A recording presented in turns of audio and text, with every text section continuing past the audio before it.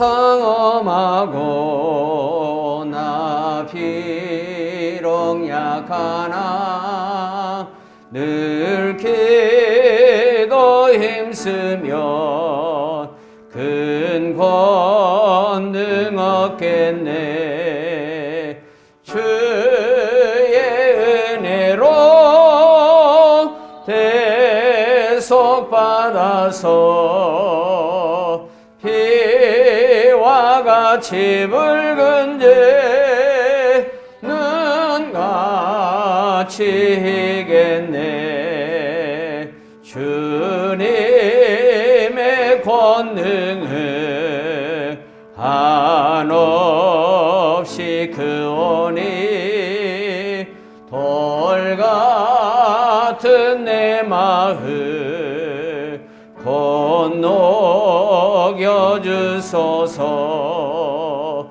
주의 은혜로 대속받아서 피와 같이 붉은 죄는 같이 이겠네. 내 마음이 약하여 늘 넘어지오니 주와 애쓰 힘주사 굳세게 하소서. 주의 은혜로 대속받아서 피와 같이 붉은 죄는 같이 이겠네. 제산 받으는 새 사람 되어서 주 앞에 서는 날 늘 찬송하겠네. 주의 은혜로 대속받아서 피와 같이 붉은 죄는 같이 이겠네. 3절 부릅니다. 내 마음이 약하여 늘 넘어지오니 주의 예수 힘주사 굳세게 하소서. 주의 은혜로 대속받아서 피와 같이 붉은 죄는 같이 이겠네. 제산 받으는 새 사람 되어서 주 앞에 서는 날 늘 찬송하겠네. 주의 은혜로 대속받아서 피와 같이 붉은 죄는 같이 이겠네. 아멘.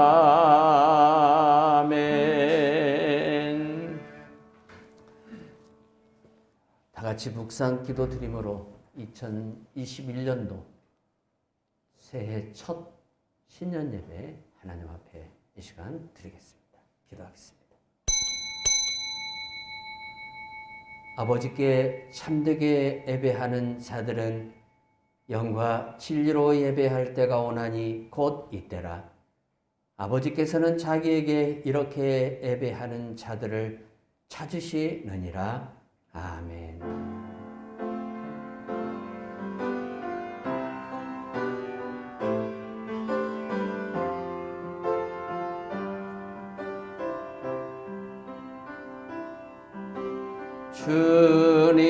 주님의 성령 지금 이곳에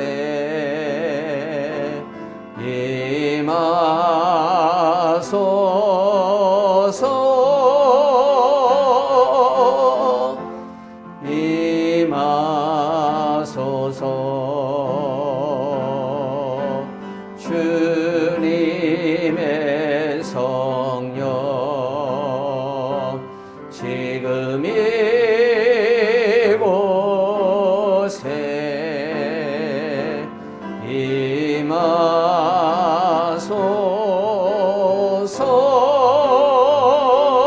임하소서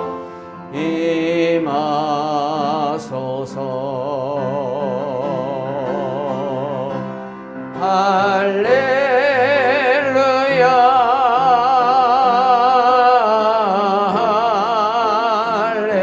할렐루야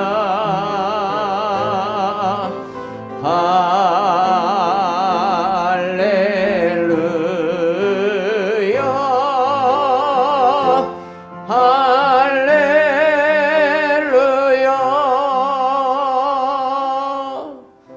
전능하사 천지를 만드신 하나님 아버지를 내가 믿사오며 그 외아들 우리 주 예수 그리스도를 믿사오니 이는 성령으로 잉태하사 동정녀 마리아에게 나시고 본디오 빌라도에게 고난을 받으사 십자가에 못 박혀 죽으시고 장사하니 사흘 만에 죽은 자 가운데서 다시 살아나시며 하늘에 오르사 전능하신 하나님 우편에 앉아 계시다가 저로서 산 자와 죽은 자를 심판하러 오시리라.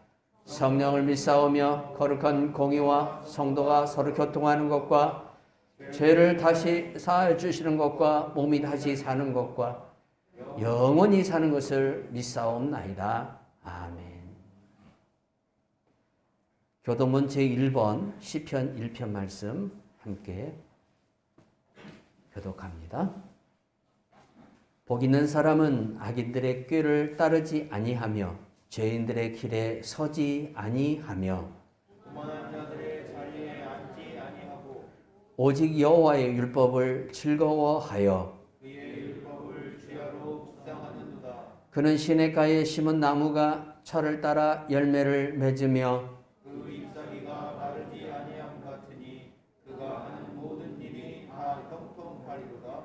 악인들은 그렇지 아니하며 오직 바람에 나는 겨와 같도다. 그러므로 악인들은 심판을 견디지 못하며 죄인들이 의인들의 모임에 들지 못하리로다. 무릇 의인들의 길은 여호와께서 인정하시나 악인들의 길은 망하리로다. 아멘. 찬송가 9장 찬송 하나님께 영광 돌리겠습니다.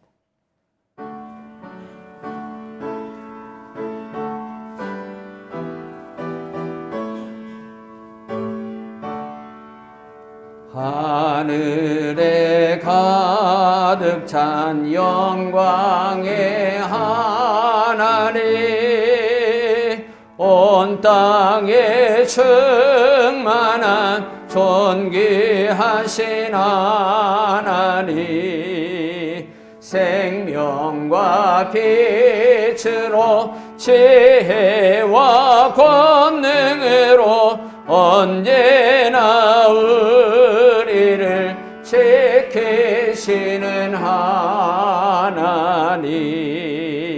성부와 성자와 성령 삼위의 하나님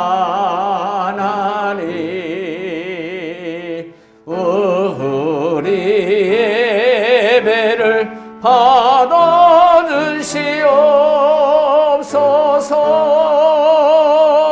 사랑이 넘치는 자비하신 하나님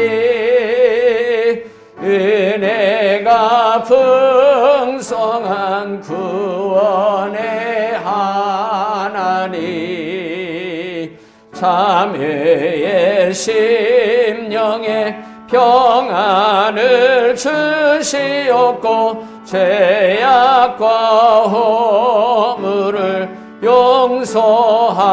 주소서. 찬송과 영광과 생명 구원의 하나님, 우리 예배를 받아주시옵소서. 연약한 심령을 굳게 세워주시고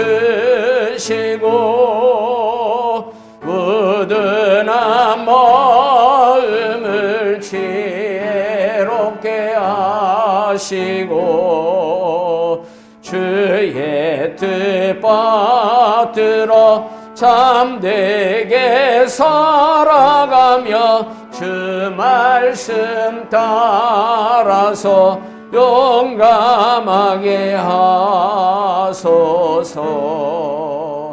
권능과 지혜와 사랑 은혜의 하나님, 우리 예배를 받아주시옵소서.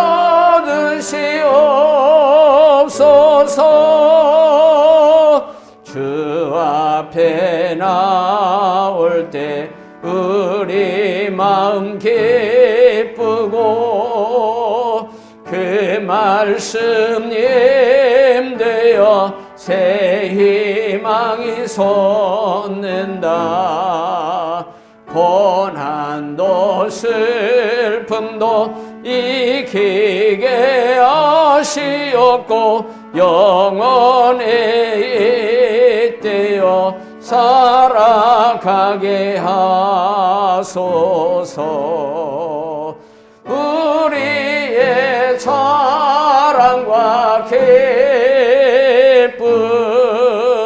생명의 하나님, 우리 예배를 받아주시옵소서.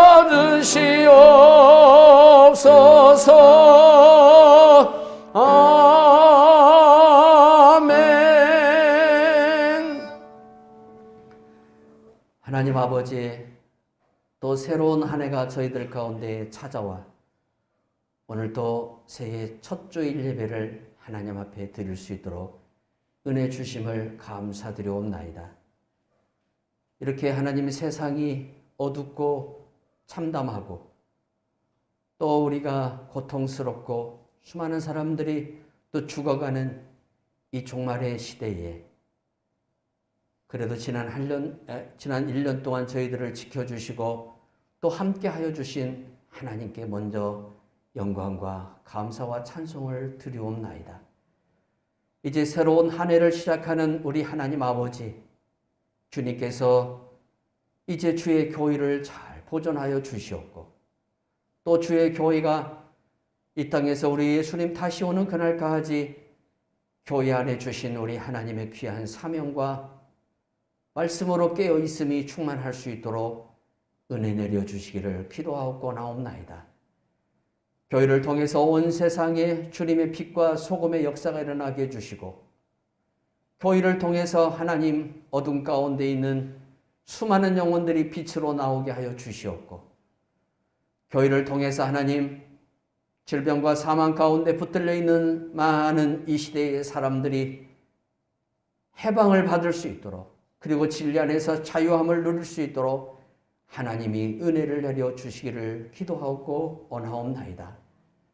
우리 하나님 아버지, 저희들을 또 사랑하셔서 참으로 예배드리지 못하는 그러한 시대에도 저희가 나와서 예배드릴 수 있도록 은혜 주셨사오니 성령 하나님 이 시간도 함께하여 주시며 은혜 내려 주시기를 기도하고 나옵나이다. 우리 하나님, 저희들을 불쌍히 여기사 아버지의 긍휼을 잊지 마시옵고 저희들을 또 연약한 저희들에게 하나님께서 귀한 은혜를 더하여 주시고 하나님의 능력으로 임하여 주셔서 우리가 이 땅에서 우리 하나님을 더욱 경배하며 찬송하며 우리 하나님의 이름을 온 세계 위에 나타낼 수 있는 주의 좋은 군사들이 되게 하여 주시옵소서. 이렇게 바이러스로 인하여 온 세상과 또 우리나라도 어려운 가운데 있사오니 우리 하나님 아버지 이 민족을 지켜주시옵고 이 나라 가운데 은혜를 주셔서 이 어려운 가운데서도 이 위기를 잘 극복하고 나갈 수 있는 지혜와 명철을 주시오며 다니엘과 같은 그러한 귀한 하나님의 사람들이 일어나서 이 시대를 하나님 온전하게 많은 사람들에게 새 생명의 역사를 줄 수 있는 그러한 놀라운 일들이 일어나게 하여 주시옵소서. 오늘도 우리 예배 가운데 함께 하소서. 오늘도 우리 예배 가운데 은혜를 주시고 우리 예배 가운데에 말씀의 은혜를 주시며 또 우리 예배 가운데 하나님 함께 하여 주시고 임재하여 주셔서 내가 아버지 안에 거하고 아버지가 내 안에 거하는 그러한 귀하고 복된 시간 될 수 있도록 함께하여 주시옵소서. 코로나로 인해서 힘들고 어려운 그러한 시대지만 그럼에도 불구하고 하나님 오늘도 선교의 사명을 다하기 위하여 저 이방 땅에 나가 있는 많은 선교사님들 있사오니 하나님이 붙들어 주시옵고 또 하나님 어려운 가운데에 또 비자 발급이 되지 않아 오늘 국내에서 머물며 있는 그러한 선교사님들도 하나님 붙들어 주시옵고 어디 있든지 우리가 예수 복음 전하는 자로서 부끄럽지 않도록 함께하여 주시기를 기도하고 나옵나이다. 오늘 우리 예배 가운데도 함께 하시며 또 우리들의 모든 소망하며 기도하는 제목들 가운데 성령 하나님의 만져주심과 우리 하나님의 위로하심이 넘치게 하여 주시옵소서. 오늘도 우리 하나님께 감사드리오며 살아계신 예수 그리스도의 이름으로 기도하옵나이다. 아멘.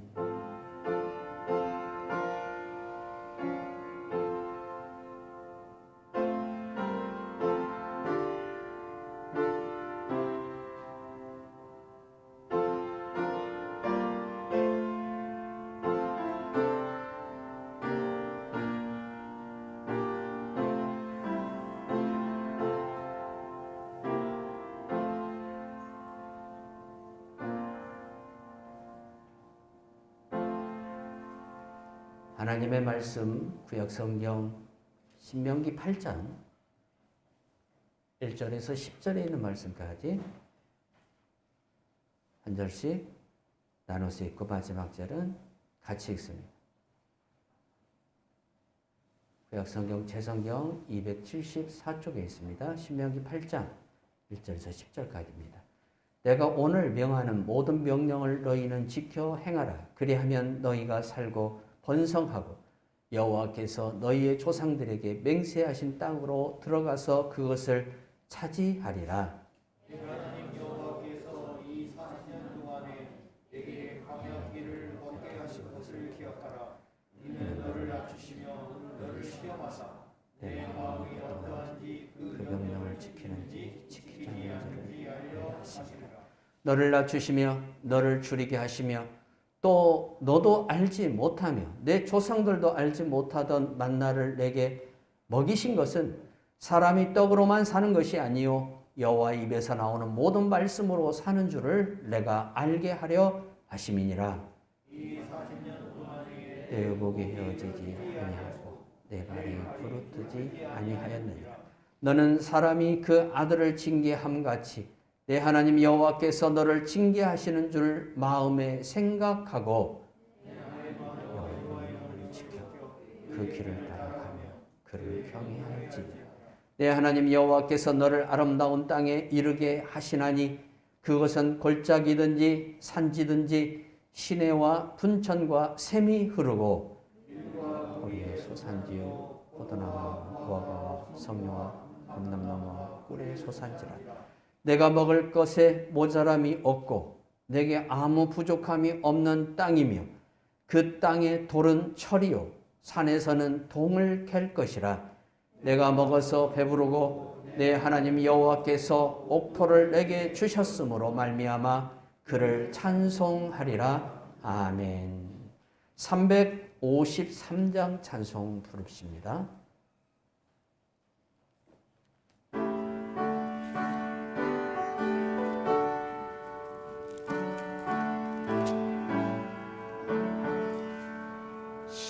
십자가 군병되어서 예수를 따를 때 무서워하는 마음으로 주 모른 채 할까. 나의 주 그리스도 나를 속량했으니 나 십자가를 벗으는 저 멸류관쓰리. 무성도 피를 흘리며 큰 싸움 하는데 나 어찌 편히 두어서 상받기 바랄까. 나의 주 그리스도 나를 속량했으니 나 십자가를 벗으는 저 멸류관쓰리. 이 죄악 많은 세상에 수많은 원수들 날 유혹하고 했지나 내 주만 따르리. 나의 주 그리스도 나를 속량했으니 나 십자가를 벗으는 저 멸류관쓰리.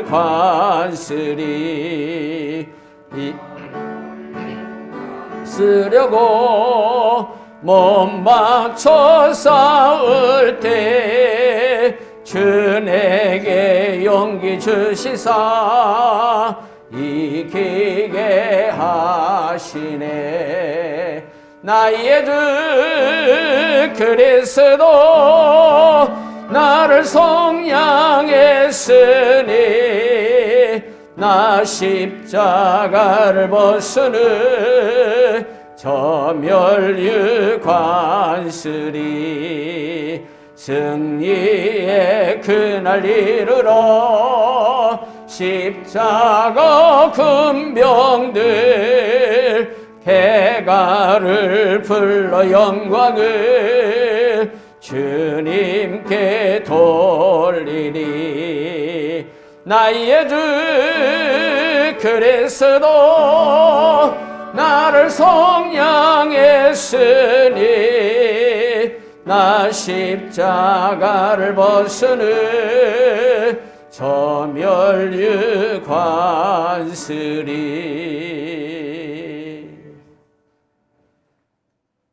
코로나 바이러스가 지난 2019년 11월쯤 중국 우한에서 시작하여 대한민국이라는 우리가 살고 있는 이 땅에 작년 2월부터 본격적으로 확산되기 시작했습니다.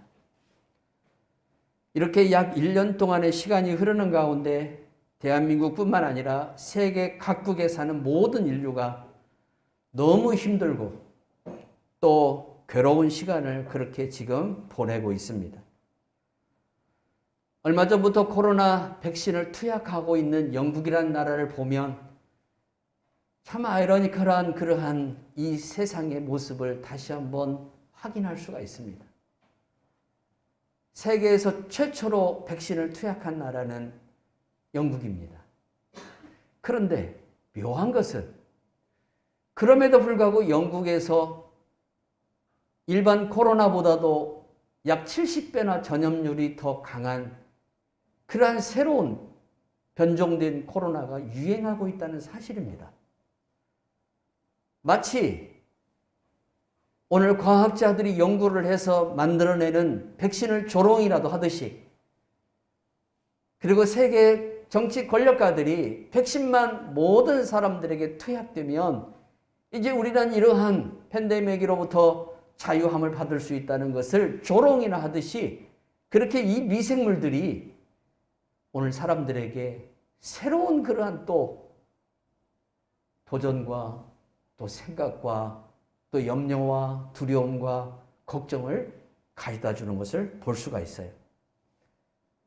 사람이 더 지식이 빠른지 아니면 이러한 미생물의 지식이 더 빠른지 도저히 분간할 수 없을 정도로 인간이 하는 모든 예방과 대책을 조롱이라도 하듯이 그렇게 미생물은 지금 변화하고 있어요. 그래서 우리가 뭔가를 만들어내서 대책을 세우면 이 미생물들은 또 다른 자기 자신을 진화해서 인간보다 더 빨리 앞서가는, 인간보다 더 한 단계 앞서가는 그러한 모습을 우리들에게 보여주고 있어요. 이렇게 세계가 진행되다 보니까 얼마나 많은 사람들이 어렵고 힘든지 말로 할 수가 없죠. 중국에서 시작된 코로나 바이러스로 인하여서 우리나라의 자영업을 운영하시는 분들이 가장 큰 타격을 지금 현재 받고 있는 상황 가운데 있어요. 이렇게 코로나가 계속 지속이 되면 앞으로 이 나라 경제뿐만 아니라 세계가 어떻게 될 것인가? 정말 많은 염려와 걱정이 앞설 수밖에 없는 그러한 상황 가운데 지금 현재 처해져 있어요. 지난 2012년 12월 16일 그날부터 시작해서 2021년 1월 10일까지 독일은 전면적인 봉쇄, 락다운이라고 그러죠. 봉쇄에 들어갔습니다. 이 봉쇄 기간에 필요한 경제적인 돈이 얼마가 필요하냐면 110억 유로니까 우리 돈으로 약 14조 8천억 원이 들어갑니다. 한 달이 채 되지 않는 그 기간에 독일 국민들이 살아갈 수 있는 그러한 경제적인 그 화폐가 우리 돈으로 14조 8천억 원이 들어가야만 된다는 사실이에요. 이러한 돈을 시장 가운데에 풀어주지 않으면 독일 국민들은 이 기간 동안, 이 락다운을 하고 있는 이 기간 동안 다 망할 수밖에 없어요. 코로나의 유력은요, 정말 대단해요. 이러한 것을 우리가 경제적인 지표를 통해서도 찾아볼 수 있고, 오직 하면 메르켈 총리가 나서서 락다운을 직접 발표할 수밖에 없는 그러한 유럽의 상황을 우리가 또한 지켜볼 수가 있어요. 한 달이 채 못 되는 기간인데도 불구하고 그 기간으로 인해서 경제적 손실이 어마어마하다는 것을 볼 수가 있죠. 한국에서도 얼마 전에 통계청이 자료를 내놓은 것을 보니까 우리나라에서 자영업을 하시는 분들의 수가 656만 3천 명에 이른다라고 발표하고 있습니다. 우리 한국에서 취업을 해가지고 일자리를 갖고 있는 분들이 2,724만 1,000명 중에 자영업을 하시는 분들이 24.1%를 차지합니다. 근데 이 코로나로 인해서 가장 심각한 타격을 받는 분들이 소상공인들입니다. 물론 여러분들이 다 힘들고 어렵지만 특히 최전선에서 가장 많은 고통 가운데 있는 분들이라고 볼 수 있어요. 이러한 피해는 IMF 시대보다도 더 심각해지고 있어요. IMF는 짧은 기간 동안 우리가 극복해냈으면 되지만 코로나는 언제까지 이 모든 것들이 진행될지 아무도 장담할 수 없다는 사실입니다. 그런데 마치 우리들의 이러한 모습을 지금부터 2700년 전에 이 땅에서 살았던 선지자 이사야가 뭐라고 이야기를 했냐면 이렇게 말씀을 하고 있어요. 이사야 3장 6절에서 7절 말씀 보세요.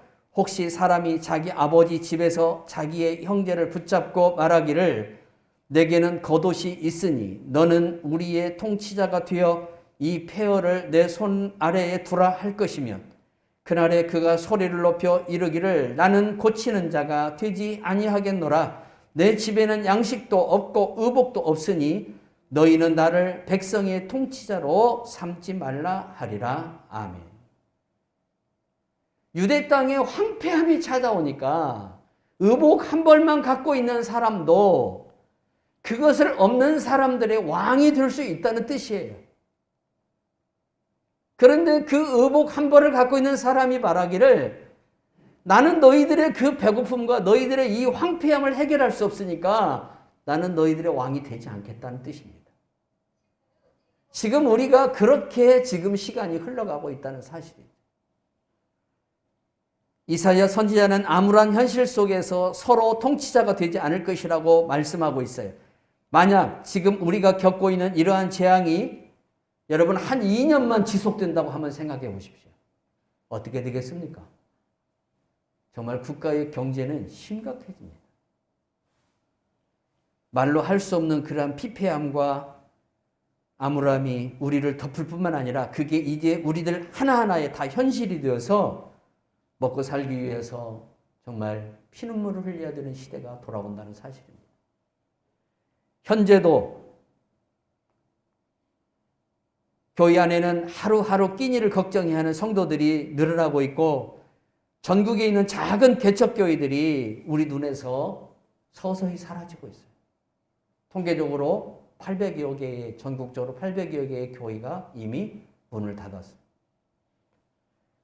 서울의 대형 교회들은 잉여진 자금으로 인해서 교회가 현재는 운영이 되고 있지만 이러한 상태가 몇 년만 더 지속이 된다면 아무리 큰 덩치를 갖고 있는 그 교회들도 견뎌낼 수 없는 그러한 상황 가운데 지금 가고 있는 것을 볼 수 있어요. 비대면 예배를 정부가 권장하다 보니까 온라인 예배로 이제 모든 것들이 진행되고 있어요. 그러다 보니까 교회의 재정적 악화가 심각해지고 있어요.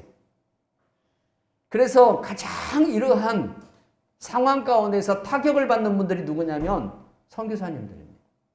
각 교회가 선교 지출비를 줄이게 되어 있습니다. 살아남기 위해서 모든 것을 이제 잘라내는 거죠. 직원들도 다 해고하고 부목사님들이 해고가 돼가지고 웃지 못할 그러한 일들이 벌어지는 것은 부목사님들이 해고가 되어가고 칼자리가 없는 그러한 상황 가운데 있는 분들도 가끔 한 번씩 봐요. 선교사님들도 선교비가 조달되지 않으니까 많은 어려움을 겪고 있어요. 또한 코로나로 인한 정부 방역당국의 예방수칙 강화로 인해서 교회들은 오랜 시간 동안 비대면으로 예배를 드리다 보니까 정치적 반감을 표출하고 있습니다. 또 그것뿐만 아니라 일반인들의 그러한 교회의 이러한 모습을 또 일반인들은 도를 넘는 비난을 통해서 교회를 향해서 온갖 소리를 다 해대고 있습니다. 언제까지 이 일이 이렇게 지속되어지고 반복되어지고 또한 서로가 나누어져서 서로가 서로를 향해서 손가락질만을 해야 되는 그러한 상황이 언제까지 지속될지 누구도 장담할 수 없다는 사실이에요. 근데 이러한 상황 가운데 또 우리나라는 정치인들이 또 묘하게 사람들의 여러 가지 원망과 불평과 또한 생활의 고통을 교묘하게 이용해서 어떤 정치적 반감을 가져오는 일에 자기들의 힘을 얻게 하는 방법으로 사용하는 걸 또 볼 수가 있죠. 그런데 오늘 우리 한국교회가 정말 이 코로나로 인해서 오해하지 말아야 할 것은 마치 우리가 무슨 핍박을 받아가지고 순교자가 된 것처럼 그렇게 많이들 이 얘기를 하고 있다는 사실입니다. 정부 당국의 방역 강화 조치로 인해서 교회들이 비대면 예배를 드려야만 되는 상황 가운데 있다 보니까 마치 이러한 것들이 정부 당국에 대한 불만으로 표출되어지고 어떤 정치적인 이슈들이 되어지고 또 마치 우리가 무슨 핍박을 받고 우리가 무슨 순교자가 된 것처럼 그렇게 여기고 있다는 거예요. 굉장히 큰 오해를 가지고 있어요. 하나님께서 이 바이러스를 왜 오늘 교회들 가운데 허락하셨고 또 세상에 허락하셨는가에 대한 그 질문을 우리가 이해하지 못한다면 그리고 거기에 대한 답을 우리가 얻지 못한다면 우리는 불평하고 원망할 수밖에 없어요. 그게 이스라엘 백성들의 모습이에요. 하나님은 오늘 이 모든 고통을 세상에만 주지 않고 교회에도 주었습니다. 일반 예수 안 믿는 사람들에게만 이 고통을 준 게 아니라 예수 믿는 우리도 똑같이 이 고통을 당합니다. 내가 예수님을 못 믿어서 이 고통을 받는 게 아니라 예수님을 잘 믿음에도 불구하고 이 고통이 같이 우리들에게 다 똑같이 왔다는 사실. 어떤 뜻이 있을까요? 하나님에게는 여기에 분명히 메시지가 있다는 거예요. 우리가 그 뜻을 깨달아야 돼요. 우리 사회가 코로나를 벗어나 다시 회복되어도 교회가 현재의 모습을 유지하고 나간다면 코로나 이후 시대에 교회는 더 이상 빛과 소금이 되지를 못합니다. 하나님은 이걸 통해서 우리가 우리 자신의 본질을 회복하기를 원하시고, 하나님은 이걸 통해서 교회가 교회다워지기를 원하시고, 하나님은 이걸 통해서 건물의 교회가 아니라 사람 성전, 내 몸 하나하나가 하나님의 거룩한 성전으로 지어져 가고 새롭게 되어지기를 원하고 계신다는 겁니다. 하나님께서 계속 이 바이러스를 통해서 우리들에게 이 메시지를 줌에도 불구하고 우리는 이 바이러스가 끝나기만 원합니다. 그러면 다시 모여서 예배드리고 다시 우리가 잃어버린 것들을 회복할 것이라고 생각합니다. 그런데 그게 우리들의 오해라는 사실입니다. 왜 그러냐면 1년여 동안의 코로나 바이러스는 사람들의 삶의 양식을 바꿔놨고 사람들의 의식을 바꿔놨습니다. 이제는 영국 교회처럼 되어서는 안 된다라는 젊은 시대층들의 생각이 많이 자리 잡고 있다는 사실이에요. 뭡니까? 영국 교회는 예배당이 정말 화려합니다. 고딕 양식으로 되어 있는 그 좋은 예배당들이 지금 21세기에 와서 노인 몇 분이 모여서 예배드리는, 그리고 무슬림 사원으로 팔려나가고 나이트클럽으로 팔려나가는 참혹한 지경에 이르고 있습니다. 로이드 존스 목사님이 설교했던 웨스트민스터 교회당도 지금 참담하기는 마찬가지입니다. 왜 이런 현상이 일어났을까에 대한 한국 교회의 젊은 층들의 이 사고가 이제 열리기 시작한다는 겁니다. 그래서 하나님께서 원하시는 것은 정말 화려한 건물을 가지고 있는 교회당이 아니라 하나님께서 진정 우리들에게 원하는 것은 내 몸 하나하나가 하나님의 거룩한 교회로 세워지는 겁니다. 그래서 하나님께서 이 코로나를 통해서 우리들에게 그 깨달음을 주고 우리가 성경에서 가르쳐주고 있는 교회라는 본질로 돌아가기를 원하신다는 거예요. 그런데 그 깨달음을 우리가 취득하지 아니하고 우리가 그 깨달음에 이르지 않고 여전히 옛날 생각과 옛날 방식으로 우리가 나아간다면 코로나가 끝나도 교회는 똑같다는 사실이에요. 세상의 빛과 소금이 될 수가 없다는 겁니다. 그래서 바울은 에베소서 4장 22절에서 24절을 통하여서 말씀하기를 너희는 유혹의 욕심을 따라 썩어져가는 구습을 따르는 옛사람을 버리고 오직 너희의 심령이 새롭게 되어 하나님을 따라 의와 진리의 거룩함으로 지으심을 받은 새 사람을 입으라 라고 말씀하고 있어요.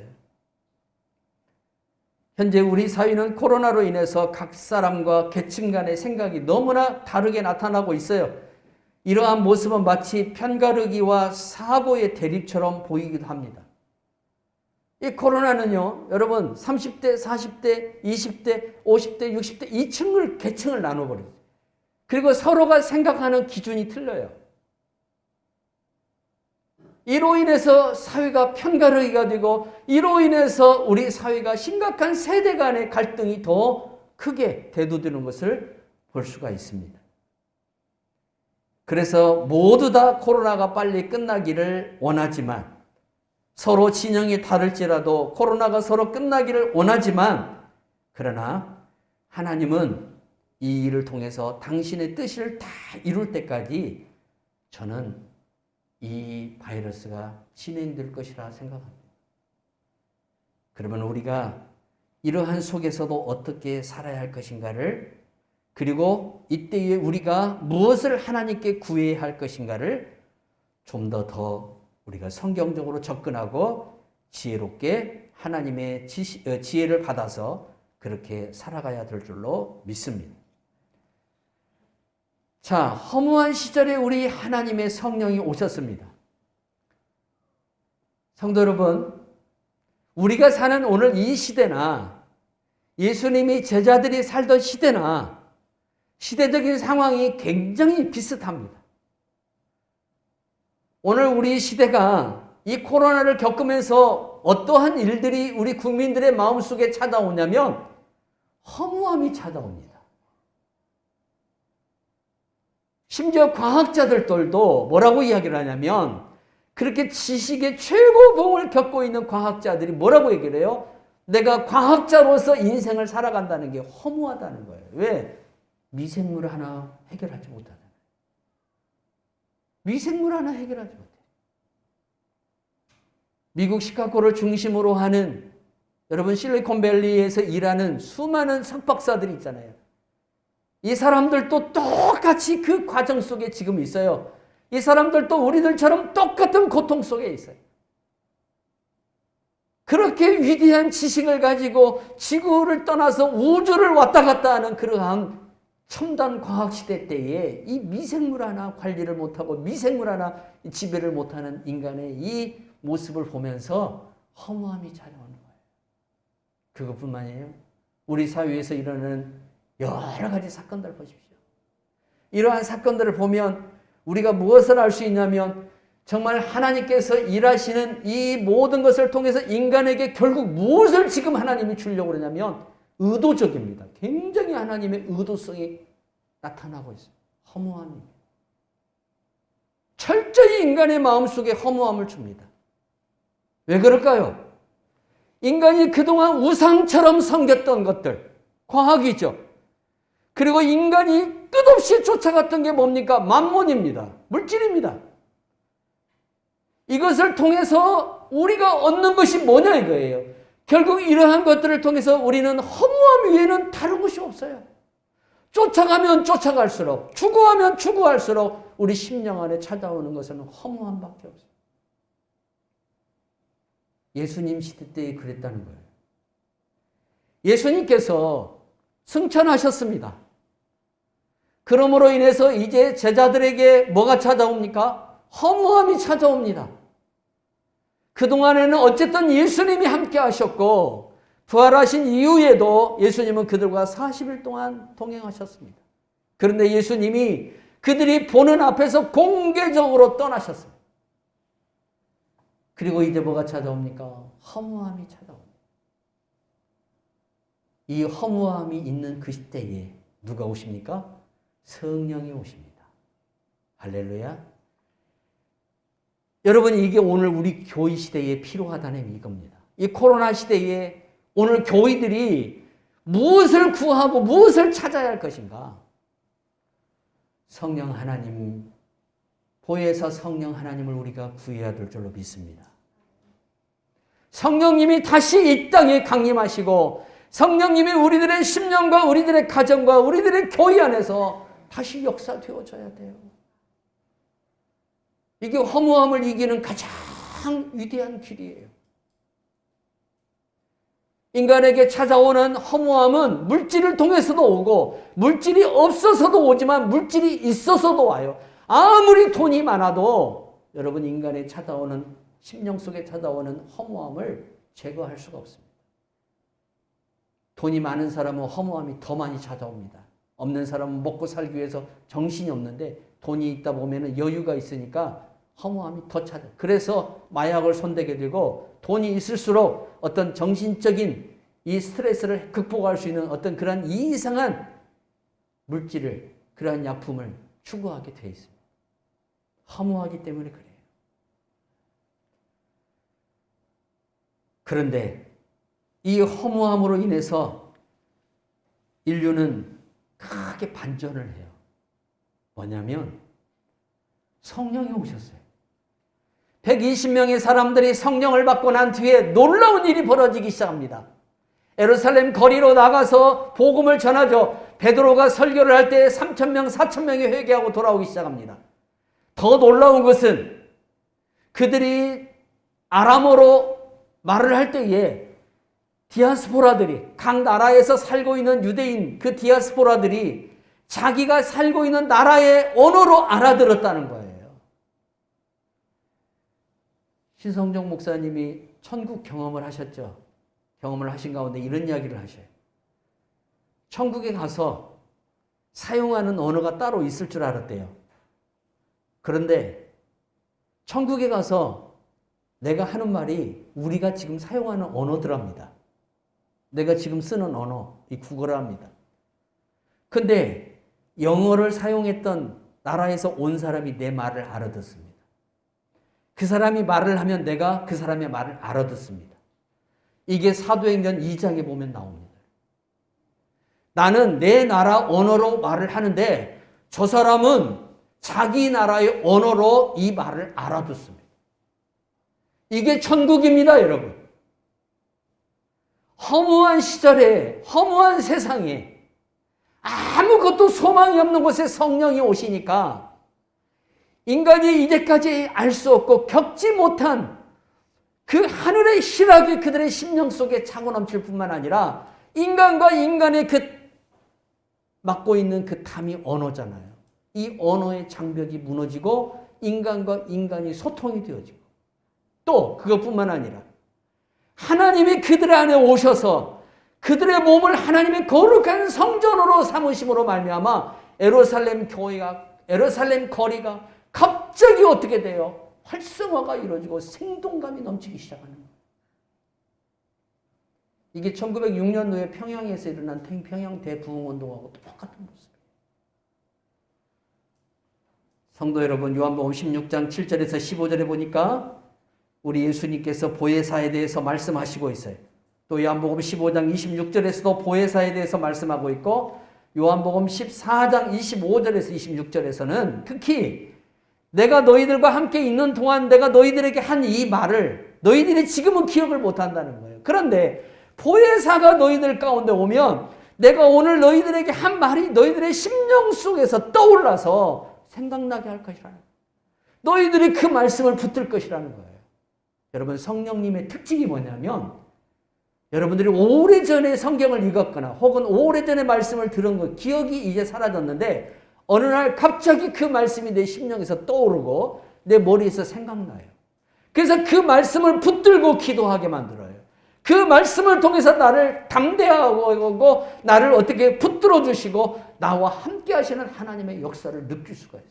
이게 성령이 하시는 거예요. 이 코로나 시대에 누가 오셔야 되냐면 성령이 오셔야 돼요. 교회들마다 성령이 오셔야 돼요. 성도들마다 성령이 오셔야 돼요. 성령이 오면 마른 뼈다귀들이 살아나요. 오늘 우리 시대가 코로나로 인해서 완전히 마른 뼈다귀가 되어버렸잖아요. 에스겔서 여러분 36장에 나오는 그 마른 뼈다귀, 흰 골짜기에 있는 그 마른 뼈다귀들의 지금 상태가 우리들의 상태라 이 말입니다.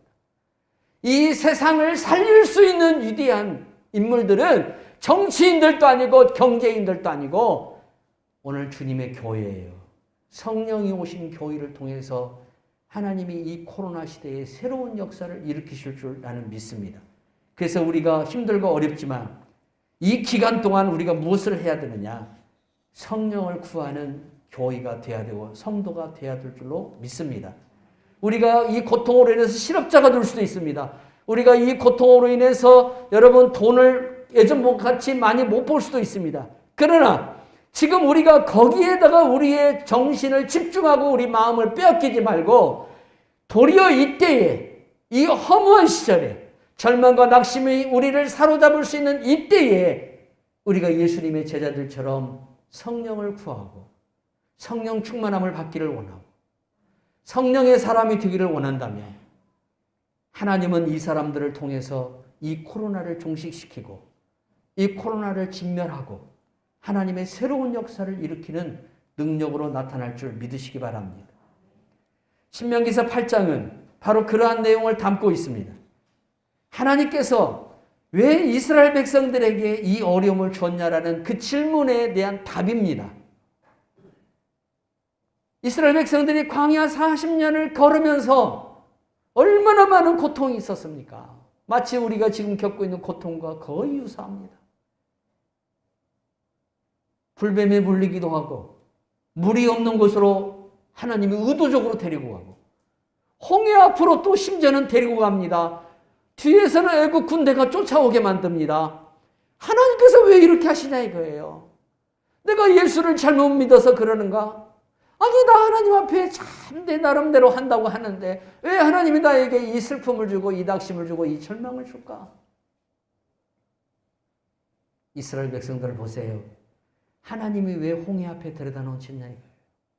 뭐 하시려고? 죽이려고?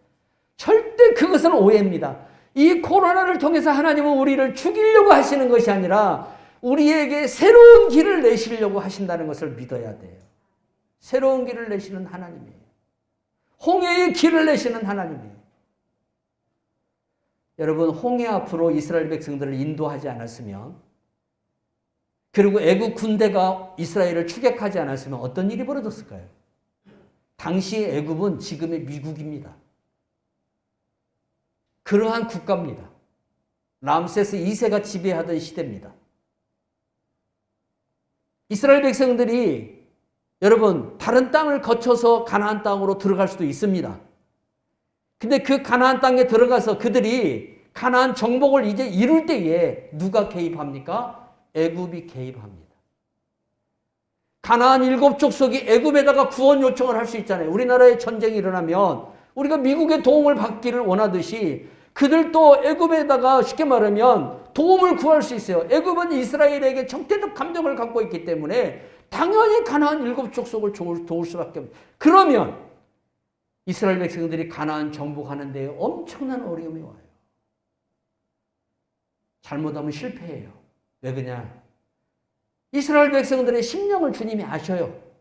정신적 사고를 아셔요. 어떻게 하냐면 애굽 군대가 개입을 하지 않고 가나안 땅에 있는 아낙 자손만 보고도 그들은 가나안을 정복할 수 없다라고 얘기한 사람들이에요. 하물며 애굽이 거기 개입이 되면은 어떻게 되겠어요? 그래서 하나님께서 애굽이 다시는 이 이스라엘 백성들이 가나안 땅을 정복하는 일에 개입하지 못하도록 애굽의 최고 병력을 다 홍해에다가 수장시키는 거예요. 그러려고 쫓아오게 만든 거예요. 하나님께서 또 왜 홍해 앞에 데려다 놓으셨습니까? 물과 물 벽을 나누시고 이스라엘 백성들이 그걸 통과하게 만듭니다. 바울은 고린도전서 2장에서 뭐라고 이야기해요? 이 일을 통해서 하나님이 저 세상에서 육신의 삶을 살아가던 노예의 삶을 살아가던 이 백성들에게 세례를 주어서 이들을 이제 진정한 하나님의 백성, 죄로부터 해방된 하나님의 백성이라고 칭하기 위해서 물을 지나게 하셨다라고 그렇게 해석하고 있어요. 그거예요, 여러분. 코로나를 왜 주셨어요? 우리 죽이려고 준 게 아니라 우리를 새롭게 하려고 주신 거예요. 우리를 성결하게 하고 우리를 정결하게 하기 위해서 준 거예요. 하나님의 말씀으로 돌아가고 본질로 돌아가라는 거, 그렇게 하기 위해서 우리에게 이 어려움을 주신 거예요. 그러면 교회가 오늘 그 하나님의 뜻을 분별하고 깨달아서 그렇게 돌아가면 코로나는 종식됩니다. 저는 과학자들은 그렇게 말하죠. 제가 뭐 그렇게 말하면 과학자들이, 의사들이 웃는다고 하겠죠. 저 사람 이상하다고 하겠죠. 오늘 이 코로나의 이 종식은 우리 한국교회가 가져와야 됩니다. 우리가 성령의 사람이 되고 허무한 이 상황 가운데 처해 있는 이 시대의 사람들에게 하나님의 영을 통해서 오늘 이 시대가 알지 못하고 이해하지 못하는 이 하나님의 일하심을 우리가 깨닫게 하고 우리가 또한 깨달아서 하나님이 원하시는 뜻으로 자리로 돌아가면 하나님은 이 전염병을 소멸시킵니다. 누가 하시는 일이에요? 하나님이 하시기 때문에 하나님의 백성이 이걸 중단시킬 수 있다는 겁니다. 오늘 우리는 하나님이 왜 그렇게 하시는가에 대한 답을 얻으면서 믿음의 생활을 해야 돼요. 그래서 우리가 신앙생활 할 때도 항상 우리에게 어떤 어려움과 고통과 힘든 상황이 처한다 할지라도 이 일을 통해서 하나님이 무엇을 원하시는가를 우리가 많이 깨달아야 돼요. 하나님이 신명기사 8장은 이스라엘이 지난 40년 동안 왜 광야의 길을 걷게 하셨고 왜 불뱀을 물리게 했고 왜 물 없는 곳으로 데리고 갔고 하나님께서 왜 우리를 그렇게 불편하게 만들었냐, 하나님께서 왜 우리를 그렇게 고통스럽게 만들었냐 이거예요. 모세가 죽기 전에 마지막으로 쓴 성경이 바로 이 신명기서인데 이 신명기서에서 모세가 그걸 해석하고 있어요. 이러려고 했다는 거예요. 너희들을 낮추어서 너희들을 겸손하게 해서 모든 것 너희들의 살고 죽는 것이 하나님에게서 나오고 너희들이 일용할 양식마저도 내가 주어야만이 너희들이 먹을 수가 있고 너희들의 생사 화복이 다 내 손 안에 있다는 거예요. 그래서 나를 영화롭게 하라는 거예요. 우상을 섬기지 말고 이방신에게 절하지 말라는 거예요. 그런데 오늘 우리 교회들이 이런 하나님의 바라심과 하나님의 뜻을 외면하고 교회도 같이 만몬을 추구하고 만몬을 따라가니까 하나님이 교회에도 이 어려움을 같이 주는 거예요. 우리가 그걸 깨달아야 될 줄로 믿습니다. 오늘 우리는 무엇을 원합니까? 약 1년 동안 코로나가 대유행을 하다 보니까 이제 우리는 그만 코로나로부터 자유하기를 원합니다. 그런데 하나님은 우리가 코로나보다 더 무섭고 영원한 사망의 올무에서 넘어지는 이 죄로부터 자유하기를 원합니다.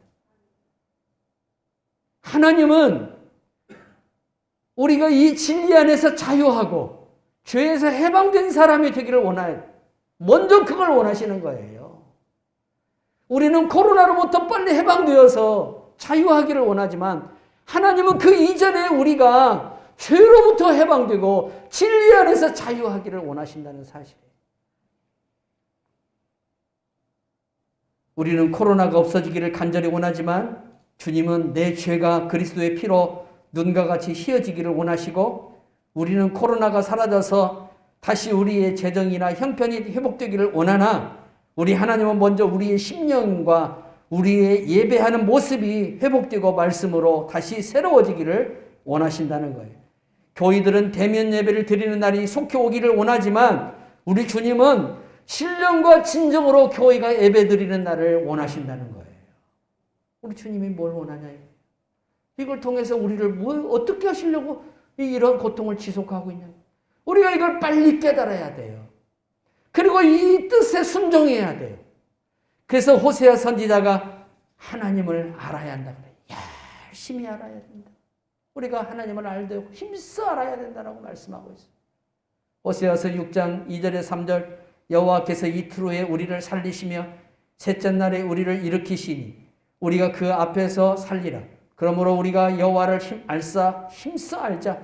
그의 나타내심은 새벽빛같이 어김이 없나니 비와 같이 땅을 적시는 늦은 비같이 우리에게 임하시리라 하니라. 아멘. 하나님의 일하심 놀랍습니다. 성도 여러분, 코로나로 다 힘들고 어려운 이 시대를 살아가는 우리들이 이걸 통해서 일하시고자 하는 하나님의 뜻을 분별하고 우리가 정말 하나님의 놀라운 복을 다시 구하고 축복의 길로 나아가기를 바랍니다. 그러면 우리가 기도를 어떻게 해야 될까요? 여러분, 기도를 솔로몬처럼 하시기를 주님의 이름으로 축원합니다. 솔로몬이 하나님께 기도할 때 돈 달라고 기도 안 했습니다. 권력 달라고 기도 안 했습니다. 지혜를 달라고 했습니다. 굉장히 중요한 열왕기상 여러분 2장을 보면 솔로몬의 기도를 보면 오늘 우리가 하나님 앞에 구해야 할 것이 무엇인가? 먼저 구해야 할 것이 뭐냐? 이게 먼저 구할 것이. 하나님이 이 상황을 빨리 종식시켜 주십시오가 아니라 이 상황을 통해서 우리를 향한 하나님의 뜻을 분별하게 하시고 이 상황에서도 여전히 우리를 살려주시고 먹여주시고 우리의 이 모든 생명을 유지시키는 하나님의 은혜를 먼저 감사할 줄 알아야 돼요. 솔로몬은 지혜를 구했어요. 중요한 게 뭐예요, 여러분? 우리가 기도하면서 정말 하나님 앞에 중요하게 구해야 할 것이 뭐냐 이거예요. 많은 사람들이 기도 가운데에 눈에 보이는 것, 손에 잡은 것을 많이 기도를 하는데 진정 하나님이 우리에게 주시고자 하는 것은 눈에 보이지 않는 것, 손에 잡히지 않는 거예요. 그게 성령으로부터 오는 것들이에요. 성령의 놀라운 은사들이에요. 이것이 여러분들 안에 먼저 채워지면 돈도 오게 되어 있고 권력도 오게 되어 있고 명예도 오게 되어 있어요. 솔로몬이 지혜를 구하니까 하나님께서 그걸 아주 기쁘게 여겼고 그래서 솔로몬에게 뭣도 줬어요. 권력도 주시고 재물도 주시고 솔로몬에게 모든 명예도 주시고 이 이후로도 이전에도 너와 같은 자가 없을 것이라는 엄청난 복을 받습니다. 성도 여러분, 이 어려운 시대에 우리가 기도해야 되고 깨어서 이때에 여러분 바쁘면 기도가 안 되잖아요. 여러분들이 이제 이 코로나 끝나고 바빠지면은 기도할 시간도 줄어들어요. 이 시간을 주신 것은 영적으로 우리를 다듬고 회복하는 시간이라 생각하고 이때에 부지런히 기도해서 하늘로부터 오는 신령한 것들을 받으십시오. 그러면 이 이후, 이 모든 과정이 끝난 이후에 그 능력을 받은 사람에게서 이제 역사가 일어나기 시작합니다. 그러한 우리가 되기를 주 예수 그리스도의 이름으로 축원합니다. 하나님 아버지 감사합니다. 오늘 또 하나님 어려운 가운데 저희들이 나와서 예배드렸습니다. 예배드린 성도 한 사람 한 사람 다 복을 주시고 축복하여 주시옵소서. 예수님 이름으로 감사하고 기도하옵나이다. 아멘. 찬송 부르겠습니다. 찬송가 370장 부릅니다.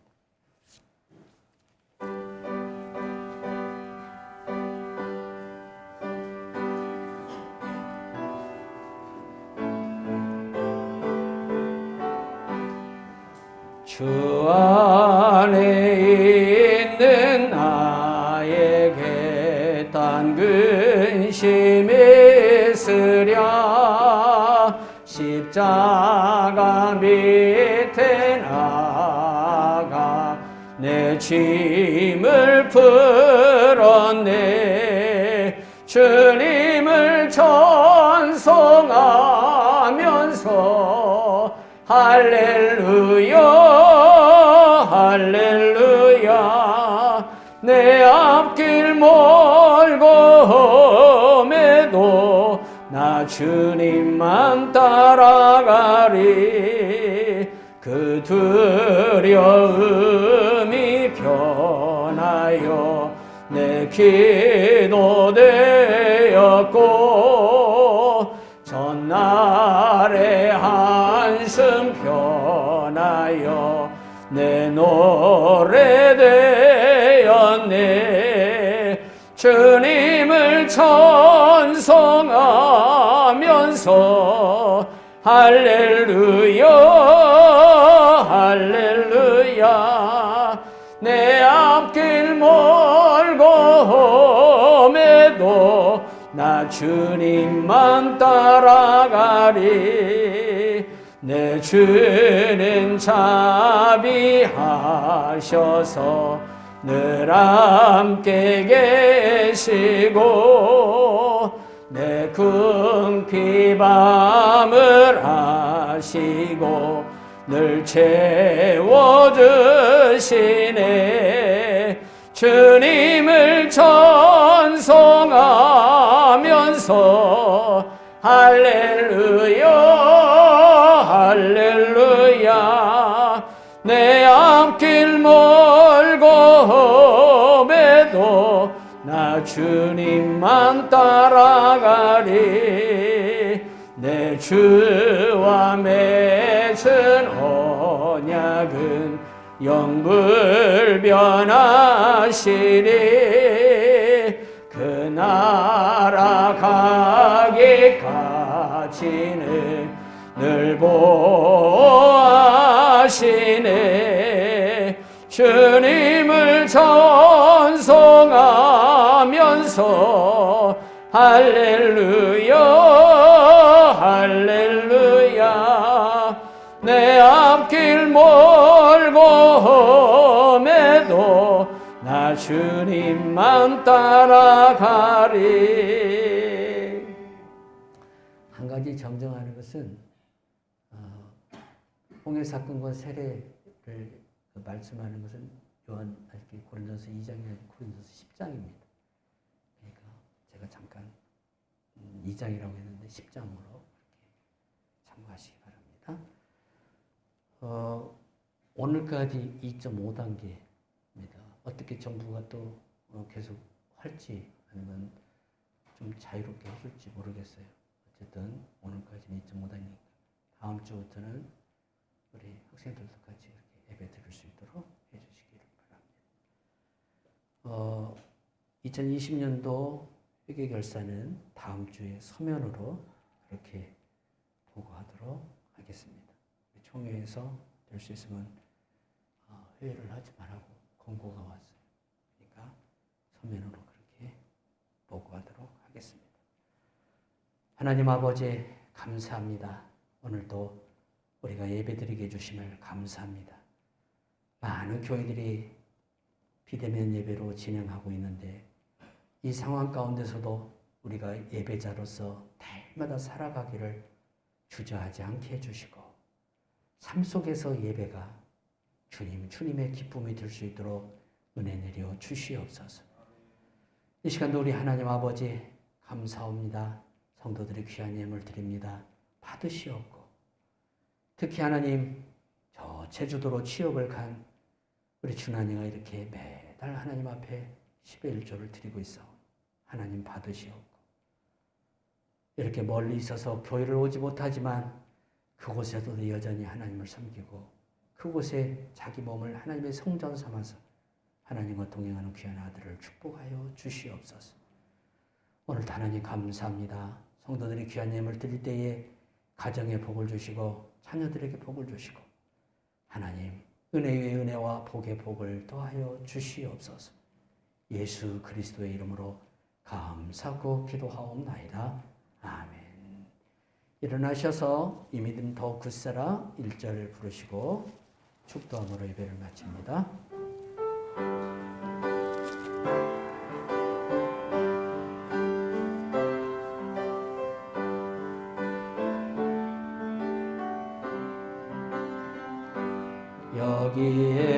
여기에 모인 우리 주의 은총 받은 자여라. 주께서 이 자리에 함께 계심을 아노라. 언제나 주님만을 찬양하며 따라가리니 시험을 당할 때도 함께 계심을 믿노라. 이 믿음도 굳세라. 주가 지켜주신다. 어두운 밤에도 주의 밝은 빛 인도하여 주신다.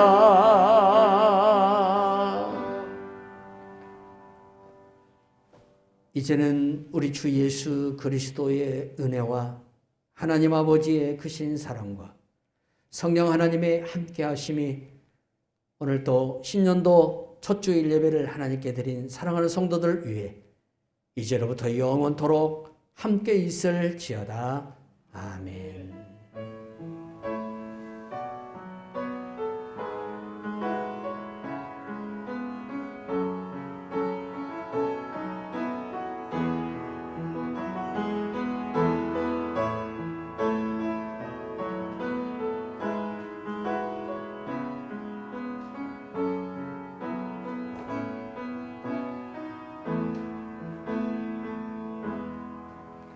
옆 사람과 새해 복 많이 받으세요. 그렇게 인사하시기 바랍니다.